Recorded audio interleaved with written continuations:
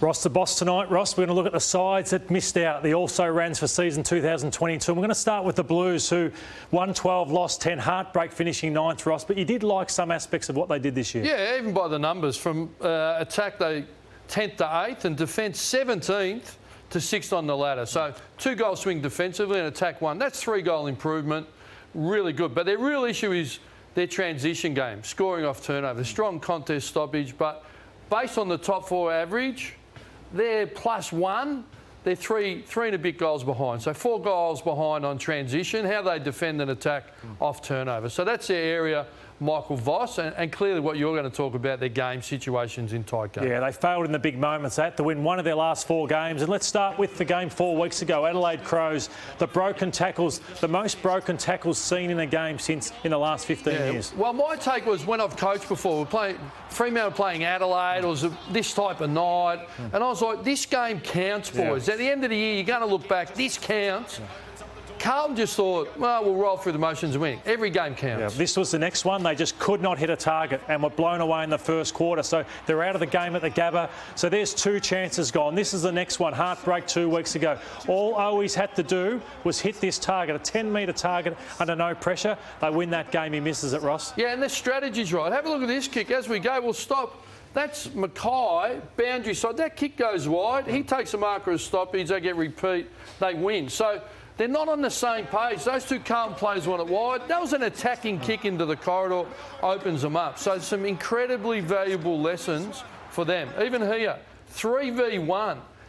So that everyone think, oh, that just happens. No, it doesn't. Improve your talk on the track. So in the big moments, you deliver and you communicate and you don't crash each other and cop a falcon. And that's 50 seconds to go, and there was the next stoppage. And then this is last week. So this one, you just got to hit Durden. Look at that, 2 minutes 11 on the clock. Retain possession. They don't do that either. And it's leadership. Like Martin's signalling for the ball. He should be pointing, free player, don't kick it here. So it's leadership.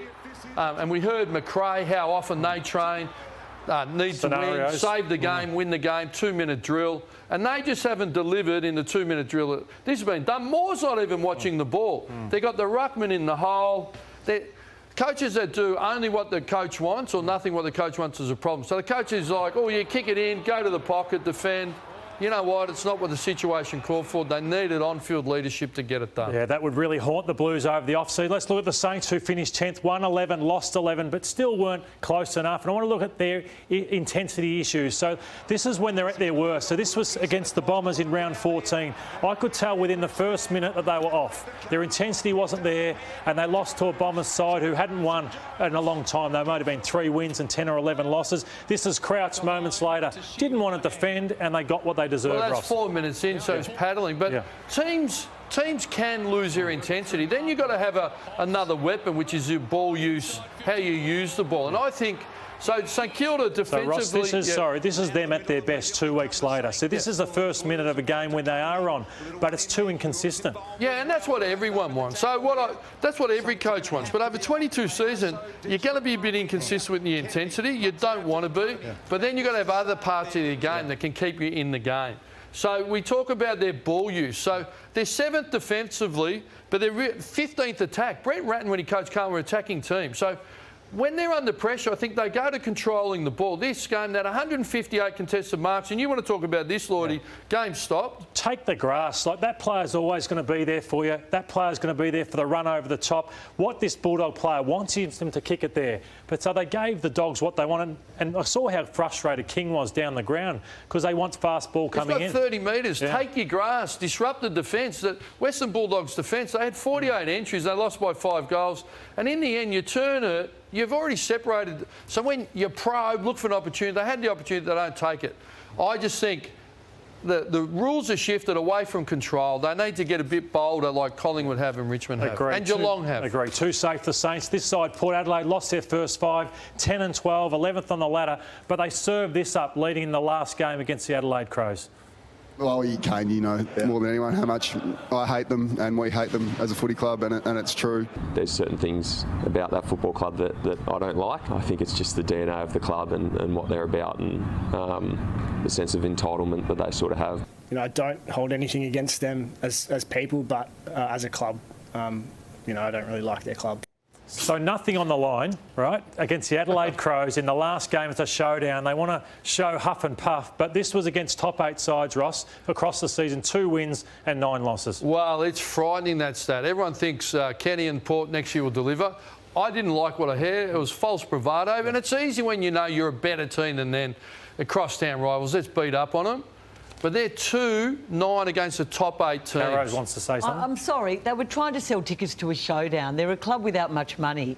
I think that's why they were doing it. It worked beautifully. They've never had, I don't think they've had 50,000 there for a long time. Well, let the president do it. You know what? Players turn up against the top 8 teams. You haven't done it. And do it in the first 5 rounds when you haven't won a game yet and you're 0-5 and your season's over. That meant nothing to me. And let's look at Tom Lynch. You know, Tommy Lynch monstered them. I've been talking about where's their key back? When can they get a key back? Every year they get monstered by the bigs of the competition. Yeah, you're right. They've got Jonas down there, they've got Cleary, and they've got Lear, who's a great roll-off player.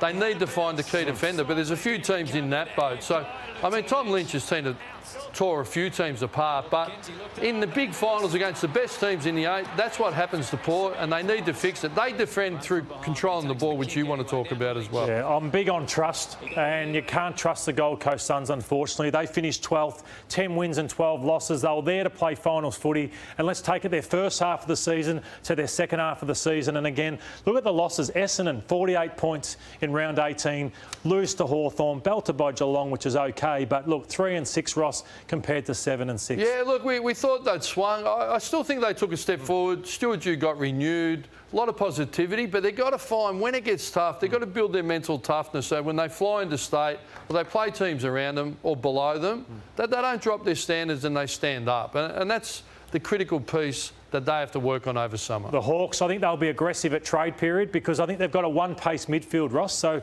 you know, got youngsters, older players, but they're a bit one-pace through that midfield. We look at them, you know, who will get traded? Can they find a club for any of these guys to speed up their midfield? Yeah, I think either end of the ground, they're pretty good.